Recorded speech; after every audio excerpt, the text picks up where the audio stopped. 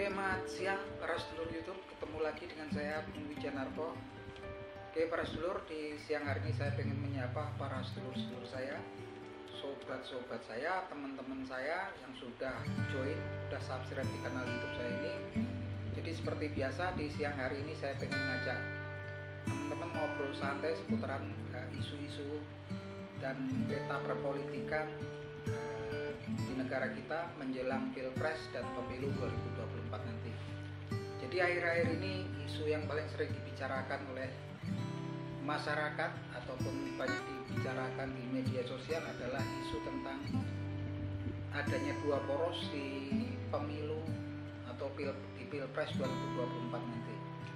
Dalam artian yang sudah diketahui secara umum akan ada dua capres dan bacawa pres ya, itu di pemilu Pilpres nanti ada dua, yaitu di satu sisi ada Anies Baswedan dengan bacawa presnya Gus Muhaimin Iskandar. Di sisi lain ada kemungkinan ada fusi penggabungan pasangan daripada dua koalisi besar, di mana kemungkinannya adalah Prabowo Subianto berpasangan dengan Ganjar Pranowo, ataupun sebaliknya Ganjar Pranowo kemudian pasangan Prabowo Subianto. Itu memang diperkuat sinyalemen tersebut ya, dapat sinyal-sinyal positif karena beberapa elit partai politik juga memberikan sinyal bahwasanya hal tersebut sangatlah mungkin terjadi gitu kan. Nah, kalau kita lihat kan memang sebetulnya nggak begitu urgen ya, nggak begitu genting banget ataupun darurat banget sampai kemudian timbul ide penggabungan Prabowo Subianto dan Ganjar Pranowo, ataupun mungkin Ganjar Pranowo Prabowo Subianto. Karena kalau memang dari awal sekitar 7 bulan yang lalu itu memang dari segala hasil survei menunjukkan bahwasannya mereka adalah capres yang memang terkuat ya berdasarkan survei secara popularitas dan elektabilitasnya. Dalam artian memang ini ada semacam kecemasan ya, kecemasan tampaknya dari kalangan tertentu gitu kan. Kalau kemudian Anies Baswedan kemudian bisa muncul menjadi kuda hitam ataupun kuda Troya ya, enggak diperhitungkan, tapi tampaknya memang udah diperhitungkan ini. Sampai kemudian begitu pentingnya untuk menggabungkan dua kekuatan besar. Walaupun kalau kita lihat memang agak rumit juga ya teman-teman. Karena memang kalau kita lihat posisi PDI Perjuangan yang mengusung Ganjar Pranowo ini, dan Ganjar Pranowo ini kan memang calon yang sangat potensial ya. Tapi kalau kita lihat ini kita nggak ngerti apakah kok kemudian PDI Perjuangan ini koalisinya kan kayaknya cuma dari partai P3 ya, kemudian ada partai Perindo gitu kan yang mendukung gitu kan. Kemudian di sisi lain Prabowo Subianto ini luar biasa dukungannya, di situ ada Partai Demokrat, ada Partai PAN, ada Partai Golkar gitu kan. Terus sama partai Pak Prabowo sendiri itu Gerindra. Sangat besar kalau kita lihat kan. Apakah itu terjadi natural, terjadi dengan sendirinya gitu kan, ataukah ada mastermind-nya gitu kan. Nah, kita nggak tahu ini kan gitu kan, yang justru sebetulnya juga hal tersebut juga sepertinya merepotkan PDI Perjuangan, karena kue yang diperebutkan ya antara Ganjar Pranowo dan Prabowo Subianto ini sebetulnya kan memang pengikut, simpatisan ataupun relawan Presiden Joko Widodo yang memang jumlahnya sangat besar ya. Terbukti beliau memenangkan 2 kali periode menjadi presiden di Indonesia. Artinya ini kuenya diperebutkan gitu kan. Artinya ya suka nggak suka faktanya juga kuenya kebelah gitu kan. Sebetulnya kalau Prabowo Subianto nggak mencapreskan dirinya, tentunya kuenya semua ke PDI Perjuangan otomatis ke Ganjar Pranowo. Begitupun juga partai-partai yang kemarin join bergabung dengan Prabowo Subianto. Kalau itu terjadi kan memang sangat kuat sekali sebetulnya Ganjar Pranowo. Kemudian didukung kayak kemarin PAN, Golkar segala macam kan, PAN, Golkar, terus terakhir kan kemungkinan juga Demokrat gitu kan. Tapi sekarang dukungan partai-partainya ya cuman P3 dan Partai Perindo gitu kan, ya mengusung koalisi yang mengusung Ganjar Pranowo. Ya, memang PDI Perjuangan juga partai pemenang pemilu ya gitu di 5 tahun yang silam. Tapi kondisinya saat ini saya nggak ngerti apakah itu terjadi dengan sendirinya natural ataukah memang kemudian ada mastermind di belakangnya kok sampai PDI Perjuangan cuman pendukungnya juga partai yang mengusung Ganjar Pranowo ini cuman beberapa ya gitu kan, nggak sebanyak yang mendukung Prabowo Subianto. Begitupun juga beberapa waktu terakhir ini juga ada peristiwa yang banyak diperbincangkan di media sosial, yaitu bergabungnya salah satu putra Presiden Joko Widodo yaitu Kaisang yang kemudian join dengan Partai Serikat Indonesia, Partai PSI ya, PSI. Yang mana beberapa bulan terakhir belakangan juga adalah PSI ini kan sepertinya agak bergesekan dengan PDI Perjuangan ya. Banyak dari tokoh-tokoh PSI yang muncul di media sosial juga sebagian memberikan kritik-kritik yang agak menyerang ke Ganjar Pranowo juga PDI Perjuangan. Nah ini sebenarnya kan suatu anomali ya, suatu keanehan karena memang keluarga besar Presiden Joko Widodo merupakan kader PDI Perjuangan ya, putra-putranya yang di Medan, menantunya kemudian di Solo gitu kan, Presiden Joko Widodo sendiri. Nah kalau bergabungnya kemudian ke PSI ini kayaknya agak aneh aja kalau menurut saya, anomali, karena memang kalau kita runut belakangan PSI ini kan memang sempat kalau akhir-akhir ini bergesekan ya dengan PDI Perjuangan, otomatis juga dengan Ganjar Pranowo yang pada mulanya sebenarnya didukung oleh PSI. Kesininya perkembangannya ada gesekan-gesekan semacam friksi lah gitu kan, yang tentunya bergabungnya ini kan kalau ke PSI kan sepertinya gimana ya, pastinya kan bikin PDI Perjuangan juga happy lah gitu kan. Mungkin kalau bergabungnya ke partai lain nggak masalah gitu, tapi yang jelas juga putra Presiden Joko Widodo ini membawa, suka nggak suka faktanya pasti membawa popularitas orang tuanya.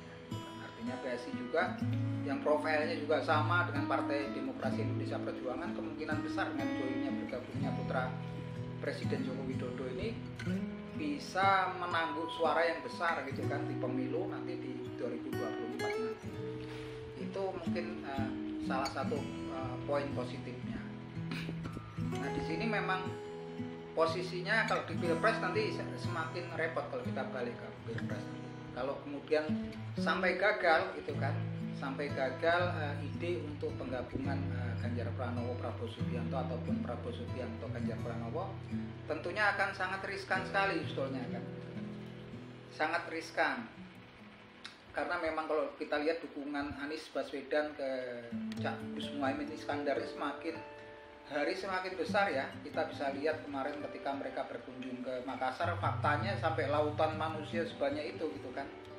Popularitasnya semakin hari semakin meningkat, apalagi kemudian dengan banyak peristiwa-peristiwa yang akhir-akhir ini juga sepertinya membuat sakit hati beberapa kalangan masyarakat ya, seperti beberapa kasus gitu yang mungkin kemudian mereka berpikir gitu kan untuk memberikan dukungannya kemana, mulai berpikir sekarang kan, walaupun sebenarnya nggak pas kalau dikait-kaitkan gitu kan. Tapi yang jelas sepertinya agak susah ya, karena memang penggabungan pasangan Prabowo Subianto dengan Ganjar Pranowo ini agak rumit, karena kalau menurut saya sendiri Pak Prabowo Subianto ini kan usianya sekitar 70-an ya, artinya memang suka nggak suka pastinya beliau ya mencalonkan dia sebagai capres ya gitu kan. Kalau nggak sekarang kapan gitu kan, mungkin keterbatasan usia kan ke sononya kan gitu kan. Yang jelas nggak ada pilihan kalau sekarang untuk Partai Gerindra dan para koalisinya, anggota koalisinya ya harga mati sepertinya kalau menurut saya. Begitupun juga untuk Partai Demokrasi Indonesia Perjuangan, karena Partai Demokrasi Indonesia Perjuangan ini adalah partai yang memang pemenang pemilu ya di 5 tahun yang silam. Artinya memiliki posisi tawar yang kuat gitu kan untuk menjadikan Ganjar Pranowo menjadi capres. Tapi kita lihat tentunya kayaknya memang agak rumit, tapi kalau memang kemudian ada mastermind di belakangnya, mungkin hal tersebut bisa terjadi ya, bisa terjadi fusi. Artinya memang kalau kemudian hal tersebut terjadi, sebetulnya kita patut, artinya kita mulai berpikir gitu, masyarakat sebetulnya banyak analisis ataupun data-data yang nggak muncul di permukaan. Karena memang kalau data di permukaan, analisis di permukaan itu, popularitas, elektabilitas Ganjar Pranowo dan Prabowo Subianto ini wow sekali gitu kan, mengungguli Anies Baswedan dengan Gus Muhaimin Iskandar gitu kan. Artinya bukan lawan yang sebanding, bukan apa-apanya dibandingkan oleh Prabowo Subianto dan Ganjar Pranowo gitu kan. Artinya sangat nggak begitu darurat, nggak begitu penting sampai kemudian mereka join bergabung. Kalau kemudian ada join yang bergabung, memang kalau menurut saya juga banyak analisis, banyak data-data yang nggak dikonsumsi publik, nggak muncul ke permukaan gitu kan. Kalaupun mereka bergabung, tentunya juga kita yakinkan pasti ada mastermind di belakangnya yang memang bisa mengkonsolidasikan hal tersebut gitu kan. Terlepas dari itu, teman-teman, memang semakin hari semakin menarik ya ini kan. Ini semakin hari semakin menarik, semakin ya kalau namanya masyarakat, warga negara ya sekedar nongkrong, ngamati, ngobrol-ngobrol kayak gini. Dan terakhir mungkin kita memiliki hak pilih, walaupun hak pilih kita cuma satu, ya hak pilih kita sangatlah berarti gitu kan. Kita bisa berharap banyak dengan hak pilih kita, bahwasanya kita dengan memberikan hak pilih kita bisa mendapatkan pemimpin yang sesuai harapan kita. Kalau saya sendiri juga, saya yakin sebagian besar berharapnya akan adanya perubahan, karena kita merasa beberapa bulan terakhir ini memang untuk kalangan ekonomi menengah bawah yang wira swasta, dagang-dagang modal kecil-kecilan terus pastinya berat gitu kan. Nilai mata uang tuh sekarang saya kayak bawa 50.000 hari ini, jalan saya cuma makan nasi angkringan, beli pulsa itu udah habis baru berapa jam, sedangkan nyarinya juga susah banget gitu kan. Artinya kalau kemudian ada tawaran perubahan, walaupun tawaran perubahannya seperti apa kita nggak ngerti, pastinya itu menggiurkan, menarik gitu kan, membuat kita berpikir ulang gitu kan, kemana pilihan kita akan berlabuh gitu kan. Terlepas dari itu semua juga teman-teman, apapun yang terjadi, siapapun yang terpilih nanti, apakah itu Bapak Ganjar Pranowo ataupun Pak Prabowo Subianto ataupun Pak Anies Baswedan, tentunya kita sebagai warga negara yang baik, siapapun pilihan kita, tapi yang menang harus kita dukung. Kita dukung dan kita berharap yang terpilih nanti bisa memberikan solusi, jalan keluar, bahkan bisa mensejahterakan warga negara dan masyarakat Indonesia di kedepannya. Oke, itu teman-teman. Kalau teman-teman punya analisis yang berbeda dengan saya, silahkan teman-teman komen agar kita saling bisa untuk obrolan. Jadi ini saya bikin channel ini sekedar untuk nongkrong, ngobrol-ngobrol seputaran peta perpolitikan di negara kita menuju Pilpres dan Pemilu 2024 nanti. Oke, itu teman-teman. Salam seduluran dari saya, Bung Wijanarko dari Yogyakarta.